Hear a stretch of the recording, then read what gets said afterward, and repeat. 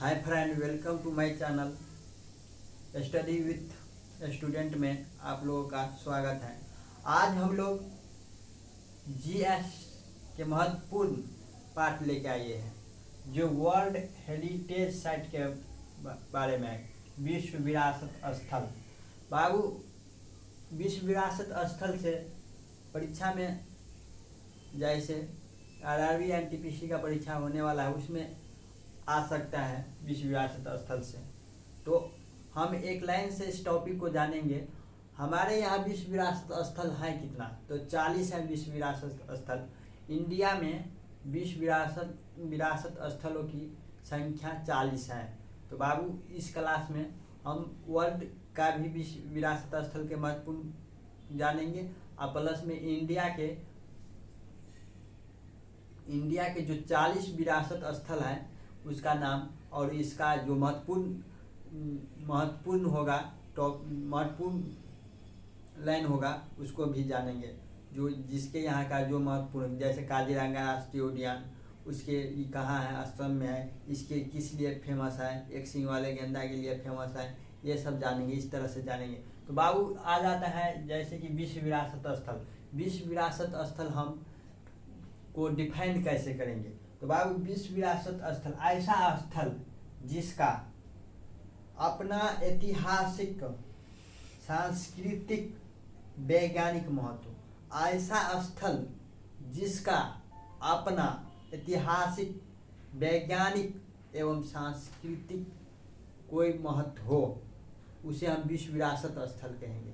तो बाबू लिख लीजिएगा, विश्व विरासत स्थल में ऐसा क्षेत्र जिसका अपना ऐतिहासिक, सांस्कृतिक, वैज्ञानिक महत्व हो, विश्व विरासत स्थल कहलाता है। बाबू, विश्व विरासत स्थल में यह आएगा कि विश्व विरासत स्थल का संचालन कौन करता है? तो विश्व विरासत स्थल का संचालन, चलिए अभी हम लिखते हैं विश्व विरासत स्थल का संचालन।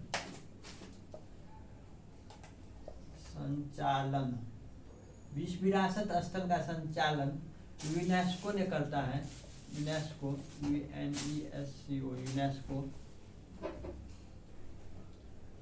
यूनेस्को करता है। विश्व विरासत स्थल का संचालन कौन करता है? यूनेस्को करता है। तो यूनेस्को, ये भी पूछ लिया जाएगा कि यूनेस्को का फुल फॉर्म क्या होता है। तो लिख देते हैं हम, United nation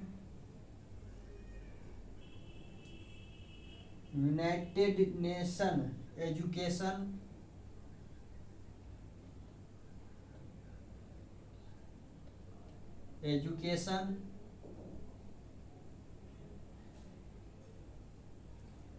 United Nation education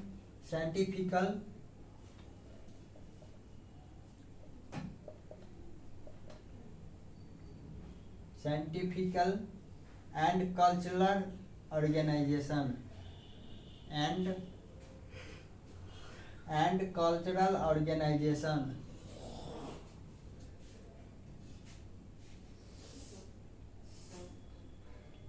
cultural organisation.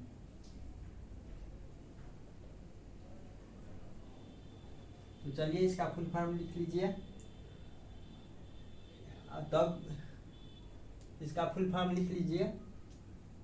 तो बोलेगा विश्व विरासत, जो इसका संचालन कब हुआ? विश्व विरासत स्थल का संचालन करता यूनेस्को ने है। इसका फुल फॉर्म हुआ United Nation education scientifical and cultural organisation. तो चलिए इसका संगठन कब हुआ? तो बाबू, इसका संगठन इसको हम मिटा देते हैं। उसका संगठन 1945 में हुआ।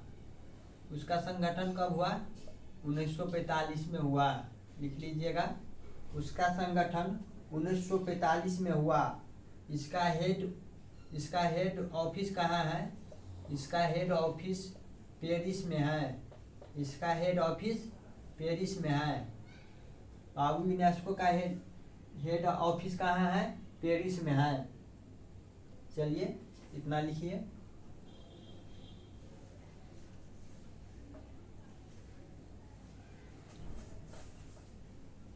आगे पॉइंट जानिए।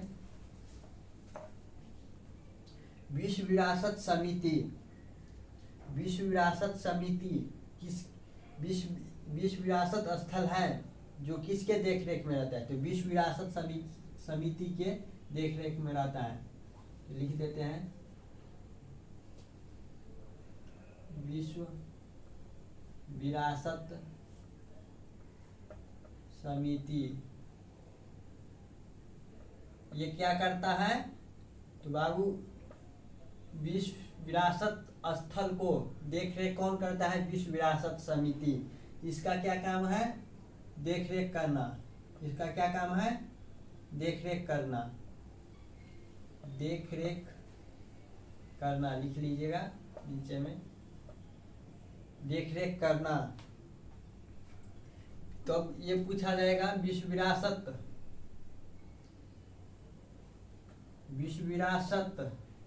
दिवस कब मनाया जाता है? तो विश्व विरासत दिवस कब मनाया जाता है? तो विश्व विरासत दिवस 18 अप्रैल को मनाया जाता है। विश्व विरासत दिवस कब मनाया जाता है? 18 अप्रैल को मनाया जाता है। विश्व विरासत दिवस 18 अप्रैल को मनाया जाता है। पहला वाली कहाँ मनाया गया था? ट्यूनीशिया देश में मनाया गया था। ट्यूनीशिया देश में मनाया गया था। कब मनाया गया था? 1983 ईस्वी में। फर्स्ट बाजी कब मनाया गया था? 1983 ईस्वी में ट्यूनीशिया देश में मनाया गया था। यहाँ लिख लीजिएगा। बाबू विश्व विरासत स्थल से हमें क्या क्या जानकारी मिलता है? तो विश्व विरासत स्थल से हमें स्थानीय संसाधन की जानकारी मिलती है। बाबू विश्व विरासत स्थल से स्थानीय जानकारी होता, संसाधन की जानकारी हमें यही से प्राप्त होता है। और प्राकृतिक और मानव के मध्य संबंध की जानकारी भी विश्व विरासत स्थल से ही प्राप्त होता है। कला और संस्कृति का भी जानकारी हमें विश्व विरासत स्थल से प्राप्त होता है। पर ये क्या करता है? तो ये पर्यटन को बढ़ावा देती है, माने इससे पर्यटन के बढ़ावा मिलता है। विश्व विरासत स्थल जैसे काजीरंगा राष्ट्रीय उद्यान हुआ, मानस राष्ट्रीय उद्यान हुआ, ये सब रहने से पर्यटन को बढ़ावा देती है। माने पर्यटन जहाँ हम लोग घूमने जाते हैं तो वो इससे देखते हैं, तो इससे इंडिकेट होता है, इसी को बढ़ावा बोलते हैं। तो पर्यटन को बढ़ावा मिलता है। तो बाबू विश्व विरासत स्थल के बारे में आप लोग इतना पॉइंट जान गए होंगे। चलिए आगे देखते हैं। बाबू विश्व विरासत स्थल पूरे विश्व में कितना है? तो वर्ल्ड में यदि हम जानेंगे एक सेकेंड। वर्ल्ड में विश्व विरासत स्थल की संख्या 1157 है। बाबू वर्ल्ड में विश्व विरासत स्थल की संख्या कितना है? 1157। वर्ल्ड की बात कर ले तो विश्व विरासत स्थलों की संख्या, वर्ल्ड हेरिटेज साइट की संख्या कितना है? 1157।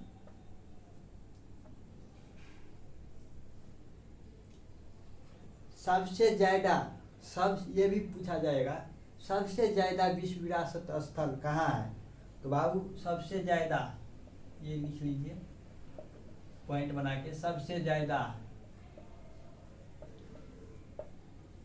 इटली में। कहाँ? इटली में। कितना? तो 58। ये भी याद रखिएगा। बाबू सबसे ज्यादा इटली में है। कितना है? 58 है। तब आता है इंडिया का बात। हमें तो इंडिया का पहले पढ़ना है। तो इंडिया में विश्व विरासत स्थल की संख्या कितना है? 40। इंडिया में विश्व विरासत स्थल की संख्या कितना है? 40। इंडिया में विश्व विरासत स्थल की संख्या कितना है? 40। इंडिया में विश्व विरासत स्थल 40 है। ये भी पूछा जाएगा कि फर्स्ट विरासत स्थल कौन है? इंडिया में फर्स्ट विरासत स्थल कौन है? तो आगरा का किला फर्स्ट लिख लीजिएगा, फर्स्ट आगरा का किला, आगरा का किला, किला, आगरा का किला।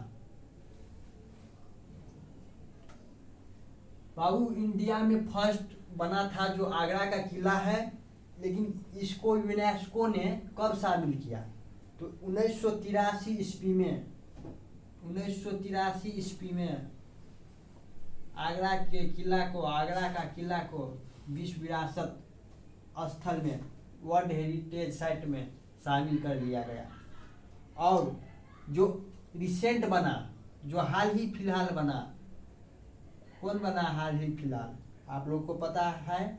नहीं है तो देखिए, धौलावीरा, जो गुजरात में पड़ता है, धौलावीरा रिसेंट बना है, धौलावीरा जो गुजरात में है, उसे विश्व विरासत स्थल में 2021 में शामिल कर लिया गया।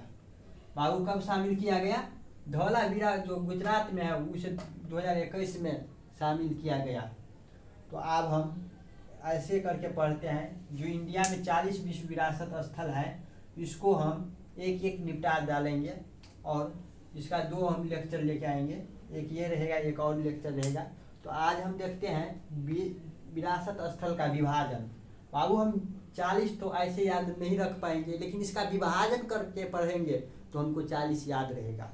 चलिए आज हम विभाजन करके पढ़ते हैं। तो इंडिया में विश्व विरासत स्थल की संख्या कितना है? 40।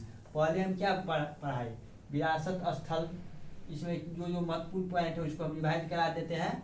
विरासत स्थल,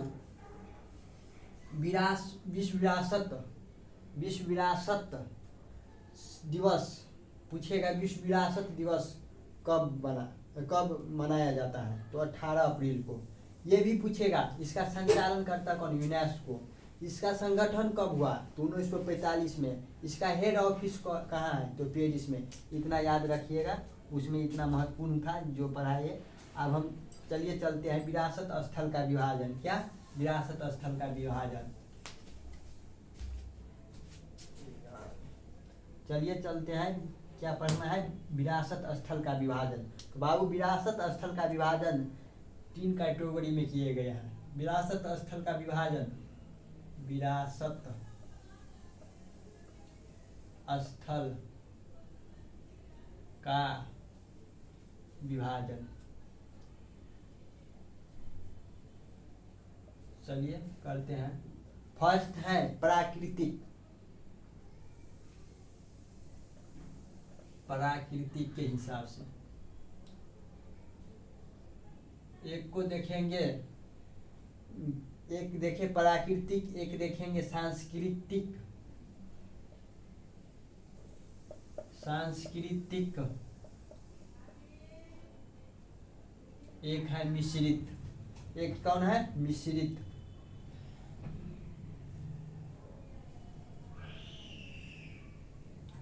मिश्रित समझ में नहीं आएगा शायद अच्छा से। क्या मिश्रित?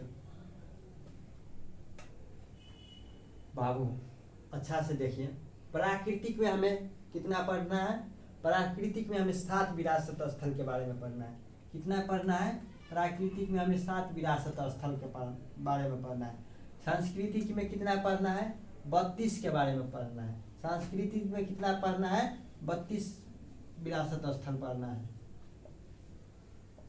अब मिश्रित में 1 रह गया, 40 ही पढ़ना है तो इसमें 1 रह गया, 1 हमें मिश्रित में पढ़ना है। तो प्राकृतिक में क्या चीज है बाबू? प्राकृतिक का अर्थ हुआ इनका वैज्ञानिक और पारिस्थितिक महत्व हो, जैसे काजीरंगा राष्ट्रीय उद्यान, मानस राष्ट्रीय उद्यान, केवलादेव पक्षी अभयारण्य, इस प्रकार के इसमें हमें पढ़ना है प्राकृतिक में। तो 7 हमें प्राकृतिक में पढ़ना है। सांस्कृतिक का अर्थ हुआ ऐतिहासिक और सांस्कृतिक, ऐतिहासिक और सांस्कृतिक महत्व हो, जैसे इमारतें, इमारतें में आ गया किला, मंदिर मस्जिद गुफाएं पढ़ना है। अब हुआ नेचुरल होता है, एक होता है मिश्रित में। तो मिश्रित में क्या पढ़ना है? Natural and cultural, natural plus cultural के बारे में पढ़ना है। तो चलिए हम शुरू करते हैं प्राकृतिक से। तो हेडिंग लगाइए प्राकृतिक विरासत स्थल, हेडिंग डालिए प्राकृतिक विरासत स्थल। प्राकृतिक विरासत स्थल का मतलब हुआ जिसमें हमें इनका वैज्ञानिक और तत्पारिस्थितिक महत्व हो। तो प्राकृतिक के बारे में हेडिंग डालिए प्राकृतिक विरासत स्थल, हेडिंग डालिए प्राकृतिक विरासत स्थल। प्राकृतिक विरासत स्थल कितना है? 7 है। तो फर्स्ट के बारे में हम पढ़ते हैं काजीरंगा राष्ट्रीय उद्यान। कौन? काजीरंगा राष्ट्रीय उद्यान। काजीरंगा राष्ट्रीय उद्यान। इनमें जो मेन पॉइंट होगा इसके बारे में पढ़ लेंगे। पहला है काजीरंगा राष्ट्रीय उद्यान। बाबू इसको पूछेगा काजीरंगा राष्ट्रीय उद्यान को यूनेस्को ने विश्व विरासत स्थल में कब शामिल किया? तो बाबू इसको विश्व विरासत स्थल में शामिल 1985 ईस्वी में किया। कब किया? 1985 ईस्वी में इसको विश्व विरासत स्थल में शामिल किया। बाबू काजीरंगा राष्ट्रीय उद्यान कहाँ पड़ता है? तो बाबू इसका एक पॉइंट लिखिएगा, ये असम में स्थित है। ये असम में स्थित है, लोकेटेड इन असम। ये असम में स्थित है। अब एक पॉइंट ये लिखिएगा, ये किस नदी के किनारे है? तो ये ब्रह्मपुत्र नदी के किनारे है। ब्रह्मपुत्र नदी के किनारे है। जो पॉइंट पढ़ा देंगे ना उससे बाहर नहीं जाएगा परीक्षा में। बाबू ये किस लिए फेमस है? तो फेमस है एक सींग वाले गेंदा के लिए। एक सींग वाले गेंदा के लिए।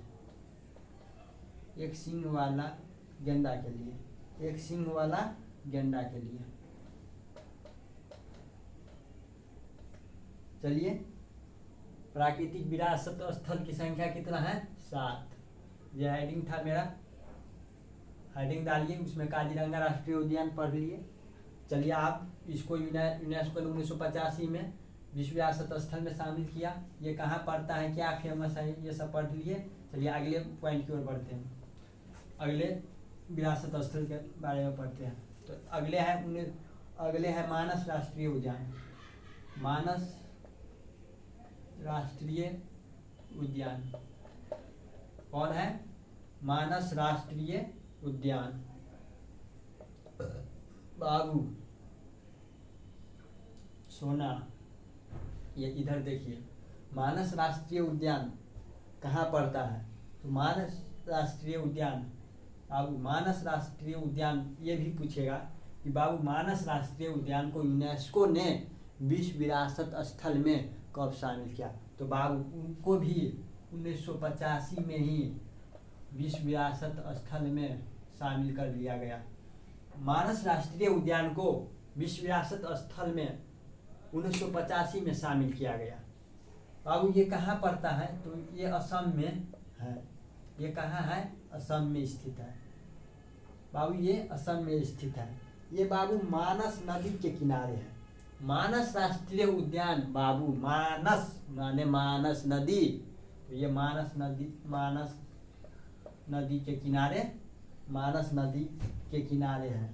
ये मानस नदी के किनारे है। बाबू और पॉइंट जानेंगे इसके। ये किस लिए फेमस है? तो जंगली पानी वाली भैंस के लिए फेमस है। जंगली पानी वाली भैंस के लिए फेमस है। जंगली पानी वाली भैंस के लिए फेमस है। बाबू मानस नदी ब्रह्मपुत्र के सहायक नदी है। यहाँ भी लिख लीजिएगा पॉइंट, मानस नदी ब्रह्मपुत्र, कोष्ठ में लिख लीजिएगा, ब्रह्मपुत्र के सहायक नदी है। बाबू मानस नदी ब्रह्मपुत्र के सहायक नदी है।